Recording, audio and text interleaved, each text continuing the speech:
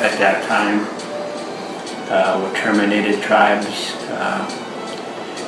and that was in 1955, and things were not good at that time. But you go 50 years later, the tribes are turning that around, and you got to understand that there are 300 million Americans, 300 million, and tribes are just a tiny part of that. Umatilla tribe is almost 3,000, but the population was declining, was going down in '55. But when we started to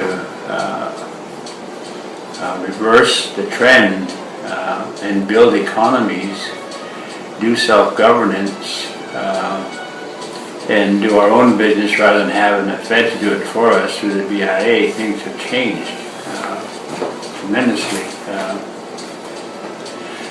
And what the tribes do because of self-governance, of self-determination, is that they begin to have this vision of self-sufficiency, self-determination, independence, sovereignty, nation, and they start building that.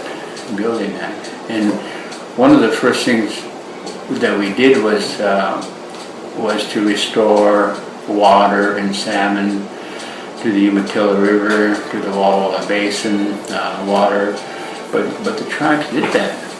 And only the tribes could, and nobody else, just the tribes could do that because of the power of that tree to leverage with that. The tribes built an economy for where we are. And it employs 1,600 people. I mean, it's diversifying.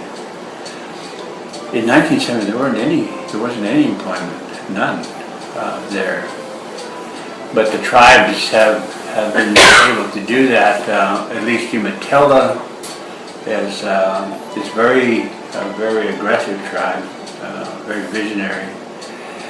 But I thought at that time we need to tell a story. We need to talk about that or show about it. And that's why Jim Beard and I were the ones that were doing all this, and my partner, my hero, and we got that picture in New York. We were all standing together there, yeah. But it's the tribes are starting to pull it together. I think Umatilla kind of sets the trend, for Yakima and for Nez Perce. Coeur d'Alene's a tough tribe as well. They're very successful. Warm Springs, some of the tribes that were successful initially are faltering, and they have to regroup and to come back again.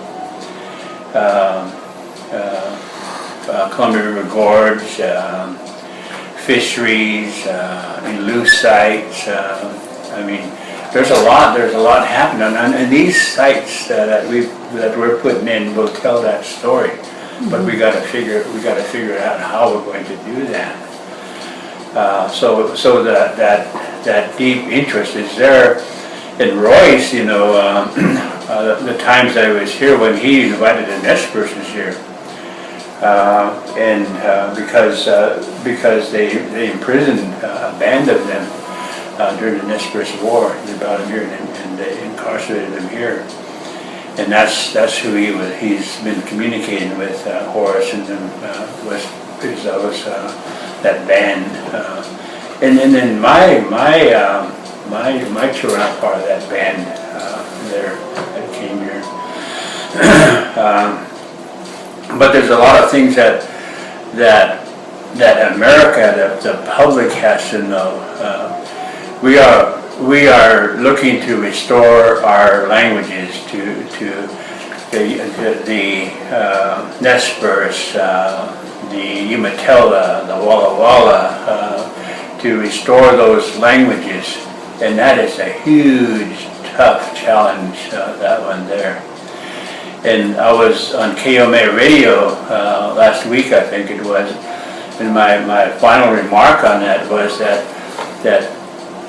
Pendleton is the home of the Umatilla language, the tribal dialect. This is something, there is no other, it's right here, and we want to restore that. And saying that to the KOMA, I don't know how far it goes on, but I want to hear people to hear this. They said, we're with you, let's do it. But that's what today, right at this point, 200 years later, see that we're a lot of how would you say, damage has been done to resources. Like I said, you know, I did work on the Dallas Dam. I was a laborer. I did work, and my dad worked on that. But I fished there. But when I became tribal councilman, I was on the other side. Then started to put resources back together again, rebuild them back up again. But I just want to say this because that's what this Confluence Project is about. This confluence of these rivers coming together and flowing and when they go on down, they're a little different than what they were when they came, when they started. And that's what's happening here. Very eloquent, Antone, very eloquent. Yeah. You're really a beautiful speaker. Well, yeah, I mean, there's something behind it.